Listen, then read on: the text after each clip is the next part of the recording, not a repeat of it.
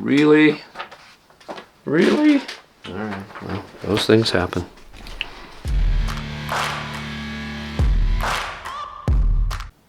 Hey guys, now that it's 2025, let's set some hiking goals. So I made sure I didn't do this video right at January 1st-ish, because then it probably would have been more like a New Year's resolution. And if you are anything like me, a New Year's resolution is dead by February if I'm trying really hard. So I'm going to set this up in a way that I think is going to work out a little better for you. And I certainly have found that it works better for me. So if you've ever heard of SMART goals, we'll talk about that a little more. But that's what I'm basing it off of. And I'm also thinking I'd like to do this more as a quarterly quest. So I'm stealing that from Ali Abdaal, and I'll leave a link in the description. He's a wonderful organizer and business type person that it's a lot of fun to watch. So I'm kind of using the ideas that he has for hiking, and I think it's going to work out really well. First of all, the quarter quest is your first 90 days, right? So we're just a little ways into January at the time I'm shooting this, so you can start planning things now. I think the most important thing is to realize you're going to break this up into 4 parts. So you kind of have these smaller goals to work with, and we're even going to break those down a little bit smaller. So take your time to write this out, change it as you need. Your goals are all going to be completely different, and once again, we're not comparing ourselves to anybody else. And if you're anything like me, you probably still will. And then you need to back off and say, hey, wait a minute. This is, this is my hike. This is my goal. And I'll be using my goals for this year as an example. So tomorrow I'm going to try and get a permit, register for a permit for the PCT southbound. So I have a time scheduled, and for me, I'm dyslexic, ADHD, really difficult to organize things. So I've had it on my phone for a long time. I've practiced getting in hundreds of times, literally, because I struggle with that sort of thing. But anyway, I'm going to use that as my example of how to set goals. So the problem with New Year's resolutions is they're too general. We say things like, I need to drink less, or I need to exercise more, or I need to get in shape. Those aren't specific enough to get you anywhere. They don't mean anything. And that's where the SMART goal comes in. So this is how my quarter quest works out for the SMART goal. So I know it's 90 days. SMART stands for specific, measurable, achievable, relevant, and time-bound. So for me, the specific part is my workout routine needs to be established in these first 90 days. So that's my goal for that. Measurable, the number of days of training I actually do, and really the number of reps and the amount of weight that I'm using as well. Then achievable, so train 3 to 5 days per week. That also is something that is measurable as well. Relevant, I need to be in shape to be able to hike the PCT. So any of these things that I'm doing here would certainly be relevant. Time bound is the 90 days. The 90-day time period. So that's an example of a SMART goal for my first 90 days. So at this point, you need a much more detailed list of what you're going to do. So for example, on the PCT workout, I'm going to say, okay, I'm going to start off walking 3 days a week and riding my bike 2 days a week.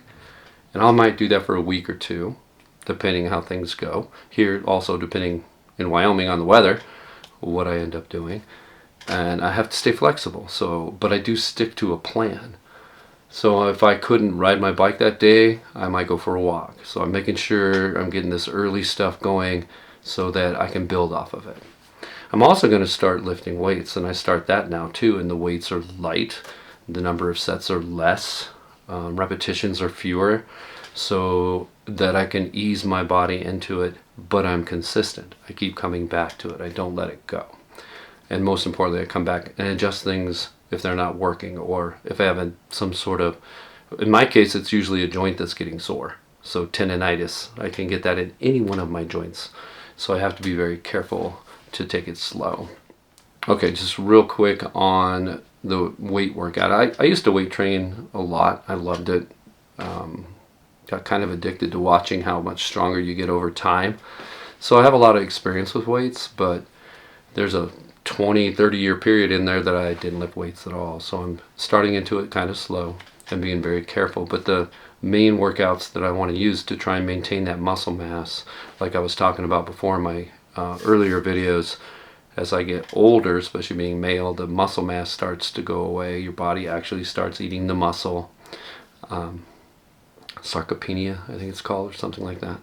But I'm going to start weight training as one of the only things that'll help you keep that muscle mass. So the basic squat, deadlift. Can't tell I'm getting old. So the three main exercises are the squat. I'm laughing because I forgot them. There's only three. The squat, the deadlift, and then the overhead press. So I'm doing all those with dumbbells, pretty lightweight to start with. And squats I have to be really careful because I have over half my meniscus has been removed out of my right knee, and my left one's torn. Thank you, football. But they're doing great. So if I take it easy and I'm careful, they seem to do fine. I don't really have much pain. So once again, let that be your guide. Whatever the pain is, find a different exercise. Once again, there's so much online that you can research on working out. So don't go watch ones on how to put on 200 pounds. So you're not trying to bulk up, not in that way anyway. Take it slow and keep increasing things, weights and distances a little at a time. So success is simply, and I'm stealing from Ollie again, it's simply vision plus action. So vision is your goal, PCT for me, southbound. I'll give it a shot, I really am. And the action are the steps I'm going to take to make it happen. So I gave you a couple examples already of the things that I'm going to do to make sure those things happen. Once you get done with your quarterly, your first quarter, you're going to go back, assess it, see what's working, not working, and adjust it again and make new goals for the next 90 days. So by breaking it up like that, it makes it much more attainable. So as you're reaching these small goals, you're going to end up getting it to your bigger goal. And you're going to find things that are a problem that you can work on early. So if I do have troubles with the tendon, was there a way I can stretch it out, or some sort of treatment I can be using? A way of walking that's a little better for that joint, better shoes, whatever the case may be. I want to figure that out now before I get out on the trail, because I have found out the hard way. I was on the Continental Divide Trail going into Rawlins, Wyoming, and I was walking dirt roads after dirt road. Yeah, my knees didn't like that. And I didn't realize it was getting sore. I just you can cover a lot of miles, right? So I was doing 25, 27 miles in a day, which is a lot for me. That's a whole lot for me. And then wake up and my shin is so sore I can hardly move, just below my knee. So I had somebody come get me. And that's how bad it was. So that's what I'm trying to prevent, because once I start on the PCT, I want to stay on it as long as possible.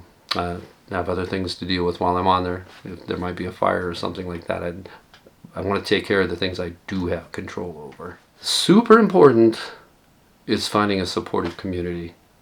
That's me, so I'm one, and all the people on my channel, we can talk together and support each other. That's super important. You need those people with like minds of goals that are similar to help each other out. And there's so many great suggestions. I've had so many great suggestions already, even with just my 350 followers. It's been great for me. So I like to bounce ideas off each other. So make sure you're asking questions and commenting on other people's comments, just to help each other out. I mean, that's what we're here for. We're supporting each other.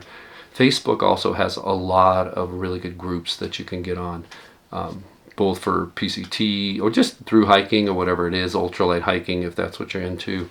If I had the money, I'd probably be totally ultralight, but I'm sneaking into it because it feels good.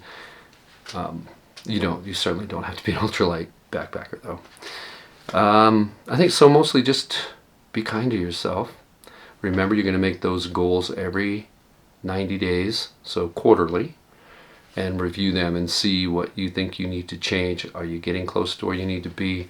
When do you think you need to be? At what point able to hike a certain amount with a certain amount of weight? I'll do a separate workout video of what I do, just to give you an idea. Everybody's different. Once again, I say that a lot because everybody's different and their needs are different. I mean, I've been an elementary school teacher for 25 years, and I can assure you the needs are different, literally individually. Every single kid needs something just a little bit different. So it's no different with working out with you, having to decide what's working, not working, doing a lot of research. It's hard work, but it definitely pays off. So be kind to yourself. Be ready to adjust goals. It's okay to have that monster goal. Maybe you want to climb Everest. I don't know. I climbed Denali and Aconcagua, and I can tell you that the training for that looked very different than what I'm doing for this. So make sure you're honing in on what you're trying to do. So good luck. Thanks for watching. Don't forget to like and subscribe to make me rich and famous, and I definitely want to hear from you down below. So take care. We'll see you.